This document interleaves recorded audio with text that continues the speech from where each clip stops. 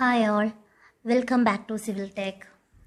September 11 നടക്കുന്ന junior instructor draftsman civil 657/2023 സിലബസാണ് നമ്മളിന്ന് ഡിസ്കസ് ചെയ്യാൻ പോകുന്നത്.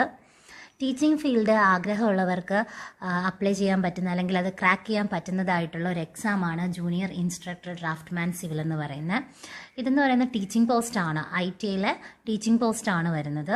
അതുപോലെ തന്നെ ഈസി ആയിട്ട് ക്രാക്ക് ചെയ്യാനും പറ്റും. കാരണം ഇപ്പോൾ റീസെൻ്റ്ലി തന്നെ നമുക്ക് ഓവർസിയർ, ട്രേസർ, വർക്ക് സൂപ്രണ്ടിൻ്റെയൊക്കെ എക്സാം കഴിഞ്ഞിട്ടുണ്ടായിരുന്നു. സോ അതിന് വേണ്ടിയിട്ട് എന്തായാലും പ്രിപ്പയർ ചെയ്യുന്നവർക്ക് കുറച്ചുകൂടി എളുപ്പമായിരിക്കും. കാരണം കുറച്ച് എക്സ്ട്രാ പോർഷൻസ് ആണ് അതിൽ നിന്നുള്ളത്. അപ്പം സിമിലർ ആയിട്ടുള്ള പോർഷൻസ് എല്ലാം നമുക്ക് അതിലുള്ളത്. ഇപ്പം മെറ്റീരിയൽ, കൺസ്ട്രക്ഷൻ എന്നൊക്കെ പറയുന്നത്, സർവേ ഒക്കെ സിമിലർ പോർഷൻസ് തന്നെയാണ് വരുന്നത്. ബാക്കിയുള്ള എക്സ്ട്രാ പോർഷൻസ് മാത്രം പഠിച്ചാൽ മതിയാവും.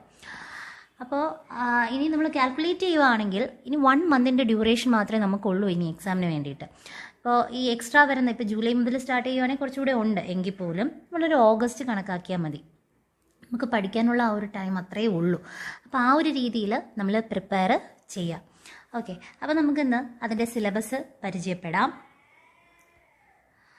ഫസ്റ്റ് ഇത് സെക്ഷൻ ബിൽഡിംഗ് മെറ്റീരിയൽ ആണ്. സെയിം ടോപ്പിക്സ് ആണ് നമ്മുടെ ട്രൈസറും വർക്ക് സൂപ്രണ്ടിനും ഒക്കെ. ഇപ്പോൾ റീസെൻ്റ്ലി നടന്ന എക്സാംസ് അതാണ് ആ ഒരു എക്സാം വെച്ച് തന്നെ പറയുന്നത്.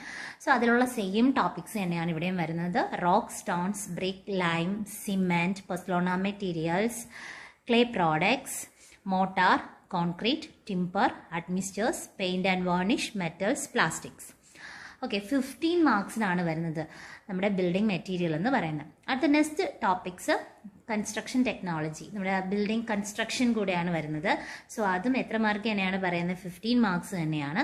സെയിം ടോപ്പിക്സ് തന്നെയാണ് ഇവിടെയും വരുന്നത്. Stone masonry, brick masonry, composite masonry, arches, foundation, അതുപോലെ permanent and temporary structures, treatments of building structures, carpentry joints, doors, windows, floors, roofs, roof covering and etcetera.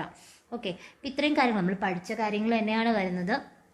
അപ്പോൾ ഇതിൻ്റെയും വെയിറ്റേജ് 15 ആണ്. അപ്പോൾ നോക്കുക, മെറ്റീരിയലും കൺസ്ട്രക്ഷനും കൂടെ മാത്രം 30 മാർക്സിനാണ് വരുന്നത്. 30 മാർക്കിനാണ് മെറ്റീരിയലും കൺസ്ട്രക്ഷനും വരുന്നത്. അപ്പോൾ ഏറ്റവും വെയിറ്റേജ് കൂടിയ ടോപ്പിക് എന്ന് പറയുന്നത് മെറ്റീരിയൽ ആൻഡ് കൺസ്ട്രക്ഷൻ ആണ്. അപ്പോൾ പഠിക്കുമ്പോൾ ഏറ്റവും ആദ്യം തുടങ്ങാൻ പോകുന്നത് നമ്മൾ മെറ്റീരിയൽ ആൻഡ് കൺസ്ട്രക്ഷൻ ആയിരിക്കും.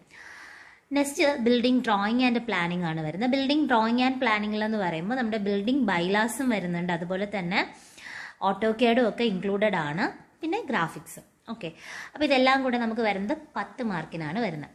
Next RCC and steel structures ആണ്. RCCയുടെ കാര്യമുണ്ട്, സ്റ്റീലും ഉണ്ട്. രണ്ടും കൂടെ 10 മാർക്സിനാണ് വരുന്നത്. കഴിഞ്ഞ പ്രീവിയസ് ക്വസ്റ്റ്യൻസ് എടുക്കുവാണെങ്കിൽ സ്റ്റീലിൽ നിന്നൊക്കെ അത്യാവശ്യം ഇൻഡെപ്ത് ചോദിച്ചിട്ടുമുണ്ട്. Public health and sanitary engineering ഏറ്റവും വെയിറ്റേജ് കുറവ് പബ്ലിക് ഹെൽത്തിനാണ്. അതുപോലെ തന്നെ എസ്റ്റിമേഷനും വെയിറ്റേജ് കുറവാണ്. Public health and sanitary engineering 5 മാർക്സിനാണ് വരുന്നത്. Roads, railways, bridges and tunnels ആണ് 10 മാർക്സ് ആണ് പറയുന്നത്. അപ്പോൾ എല്ലാ നമ്മുടെ ട്രാൻസ്പോർട്ടേഷൻ എഞ്ചിനീയറിംഗ് എന്ന് പറയുന്ന ആ ഒരു ടോപ്പിക് ഏകദേശം എല്ലാം കവർ ചെയ്യേണ്ടതായിട്ട് വരും. നെക്സ്റ്റ് ഇറിഗേഷൻ എഞ്ചിനീയറിംഗ് ആണ്. ഹൈഡ്രോളജിയും ഇറിഗേഷനും കൂടെ ഒരുമിച്ചാണ് വരുന്നത്. 10 മാർക്സ് ആണ്. ദെൻ എസ്റ്റിമേറ്റിംഗ് ആൻഡ് കോസ്റ്റിംഗ് 5 മാർക്സിനാണ് വരുന്നത്. സർവേയിങ് ആൻഡ് ലെവലിംഗ് 10 മാർക്സ് ആണ്. Then last engineering mechanics. ഈ എഞ്ചിനീയറിംഗ് മെക്കാനിക്സ് എന്ന് പറയുമ്പോൾ പ്യുവർലി മെക്കാനിക്സിന്റെ ടോപ്പിക്ക് മാത്രമല്ല, നമ്മുടെ മോസിന്റെ മെക്കാനിക്സ് ഓഫ് സോളിഡ്സ് അല്ലെങ്കിൽ സ്ട്രെങ്ത് ഓഫ് മെറ്റീരിയൽസ് അതിന്റെ ടോപ്പിക്സ് വരുന്നുണ്ട്. ചെറിയ രീതിയിൽ എസ്സേയും ടച്ച് ചെയ്തിട്ടാണ് പോകുന്നത്. പ്രീവിയസ് ക്വസ്റ്റ്യൻസിൽ എസ്സേയിൽ നിന്നുള്ള ക്വസ്റ്റ്യൻസ് ഒക്കെ ഉണ്ടായിരുന്നു. എസ്സേ മീൻസ് സ്ട്രക്ചറൽ അനാലിസിസ്, അതിൽ നിന്നുള്ള ബേസ് ക്വസ്റ്റ്യൻസ് ഒക്കെ ഉണ്ടായിരുന്നു. സോ മെക്കാനിക്സ് എന്ന് പറയുമ്പം ഇതെല്ലാം നമ്മളൊന്ന് കവർ ചെയ്തിരുന്നാലേ അതിൽ നിന്ന് വരുന്ന ഏത് ക്വസ്റ്റ്യനും അറ്റൻഡ് ചെയ്യാൻ പറ്റത്തുള്ളൂ. അപ്പോൾ ഇതൊക്കെയാണ് നമ്മുടെ ജൂനിയർ ഇൻസ്ട്രക്ടറിൻ്റെ സിലബസിൽ വരുന്നത്. അപ്പോൾ ഈ ഒരു വെയിറ്റേജ് ബേസ് ചെയ്തിട്ട് വേണം നമ്മൾ പഠിച്ചു തുടങ്ങാനായിട്ട്.